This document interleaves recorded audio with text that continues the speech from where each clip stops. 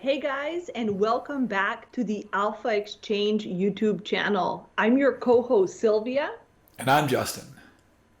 and thank you for joining us for another segment of getting your crypto journey started. So what we've got for you today is piggybacking off one of our previous videos, getting you set up in Binance, and we want to walk you through the three main types of trading that you could do. So we're going to chat to you about spot trading, futures trading, and margin trading, show you how to do all of those bits through Binance and go through any pros and cons and other information you should be aware to be successful. So let's get right into it. So guys, from the Binance homepage, if we want to get started trading and we go over to the trade window here, our first stop is going to be at the classic or advanced view. Now the big difference between these is that the classic view doesn't allow you to customize the window and the advanced view does. So let's take a look at advanced.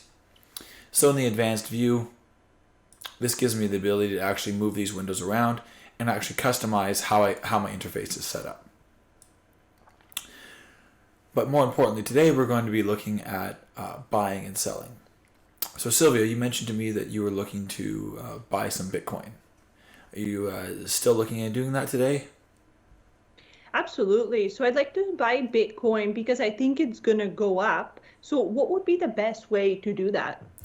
So like we've talked previously, the best way to purchase any coin directly is through a spot purchase. That means you own the underlying asset.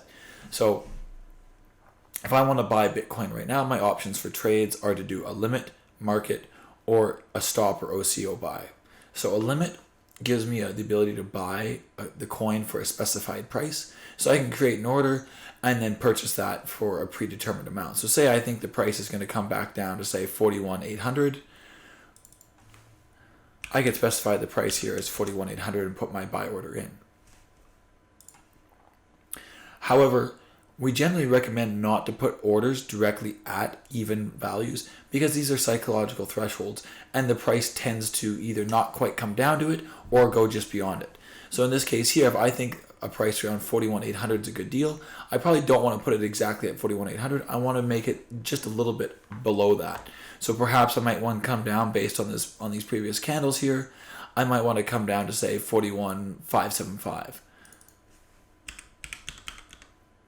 And then all I need to do is specify the amount. Again, I can specify it in Bitcoin, I can specify it in USDT, or I can specify it as a percentage of the overall amount I have in my trading account. So let's just say I want to do the maximum amount. So I'm going to place an order for $2.91. So if I click the buy button, that is now going to ask me to confirm, and it's going to place my order on the books. Now, because I didn't meet the minimum threshold for a buy, my order didn't go through.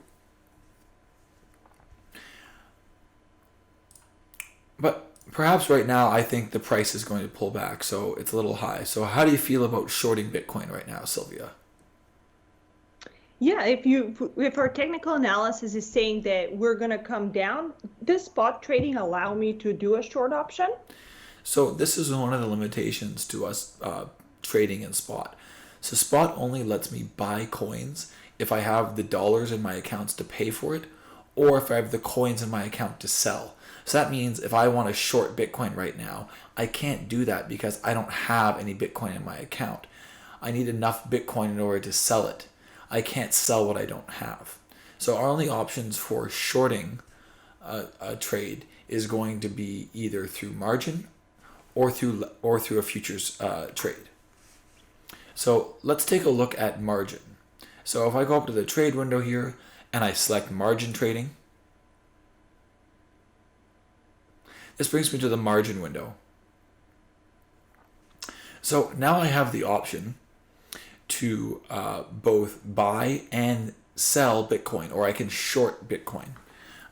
For those of you that aren't familiar with the terminology shorting, so if I'm long on Bitcoin, that means I'm buying it and I'm expecting it to uptrend in price. If I'm shorting it, that means I want to sell it and I expect it to go down. But in particularly, shorting refers to the act of borrowing coins and then selling them. So what that means is if I want to short Bitcoin, I'm going to go to the exchange and I'm going to essentially sell coins I don't have on a promise that I'll repay them at a later date. And my hope is that the price goes down so that when I repay them, it costs me less money. Because I don't have to repay the dollar value, I have to repay the coin amount.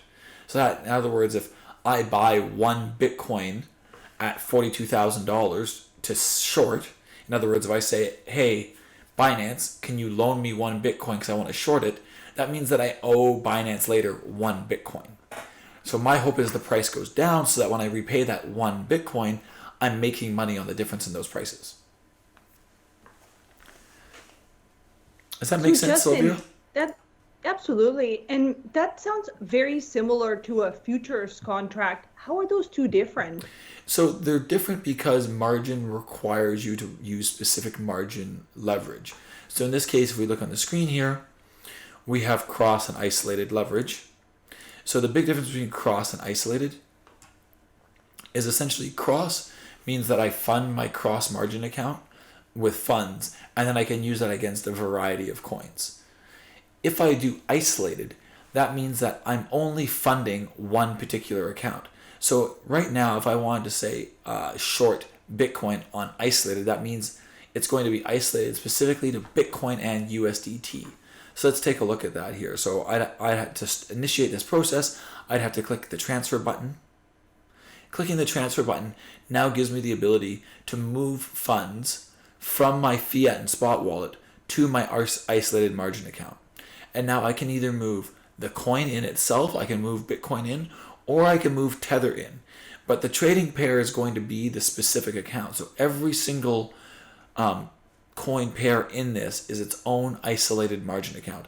So if I move $100 into Bitcoin and USDT, I cannot use that $100 in any other trading pair. I'd have to move it between them. So you can see there's also an option in here. If I select my isolated margin account, I can select other pairs to move these coins between. So see here, I can move $97 between my BTC BUSD account and my BTC USDT account. So it gives me the ability to really segregate and protect my funds if I'm going to be doing isolated and margin trades. So that's funding the wallet. Again, and you can move it into cross or you can move it into isolated. If you move into isolated, it's going to be for that specific coin pair. Now when we talk about the actual trading, so I can do normal buys and sells through margin. So I can do cross and isolated buys and sells. I can also do borrows. So that is when I'm borrowing funds to do buys and sells. And then we have this repay option. So if I borrow, in other words, if I'm using margin, either 3x on cross or 10x on isolated, that means that I'm borrowing 10 times the amount of money I put in. So in this case, I would be borrowing 10 times my collateral or 10 times the dollars I invest. And when I buy that, if I'm buying it on margin, I'm hoping the price is going up and I'm selling it later. But when I sell later, I need to select the repay option because I want to sell my position and repay the position that I already borrowed on. And it's the inverse if I'm shorting. So if I short it, I need to select borrow to create the short, and then I need to select repay on the buy because I need to buy back the coins to repay the exchange. So this whole process is a little confusing for most first-time users. Do you have any questions left from that, Sylvia? No, that explains it, what the concept of margin trading is. So lastly, what about futures? Yeah, so futures gives us access to another type of trading. So while we're talking about spot and margin, this is us buying the underlying asset, the coins. When we talk about futures, it's a speculation on the price of the coin, of whether or not we think the future price is going to go up or down, where you don't actually own the underlying asset. The other big difference is when we're talking about shorting or margin trading, we only are limited to 3x and 10x for our leverage. We can't change these amounts. It's fixed. However, if we go to the derivative section on Binance, we have two options for leveraged futures trading. So we can do USDM futures. So that means that we're putting in USDT to fund our futures account in order to trade, or we're doing CoinM, which means that we're putting in coins to use as our collateral for facilitating the trades. So let's keep it simple and we'll take a look at USDM futures. So as you can see here, the USDM futures window is very similar to the advanced trade window that we were just looking at for margin. We have the order book here. Again, we can change the size that we're viewing the order book in. I have my menu here for both cross and my leverage amount, but now I have the ability that I can actually specify the amount of leverage I want to use, all the way up to 125x. 125x is very risky. We highly recommend that any new trader sticks to 10x or less when trading. That means 10 times your leverage. If you want to make your first short trade and just get into the act of being able to short and long, I recommend starting on 1x. And specifically, you should do 1x on isolated margin. Now, when we talk about futures, there's one other additional setting you should look at. So before you enter a trade, if you come up to the settings window, you want to be able to place orders. So there's a couple of options in here that you can enable and disable. So the chart view, the order book, as well as being able to see your orders being placed. The other thing that you want to see is on these two sideways buttons here. If we place this, it gives us the ability to adjust our margin mode, as well as our options for setting our take profit and stop losses. So generally, we also highly recommend setting your take profit and stop losses.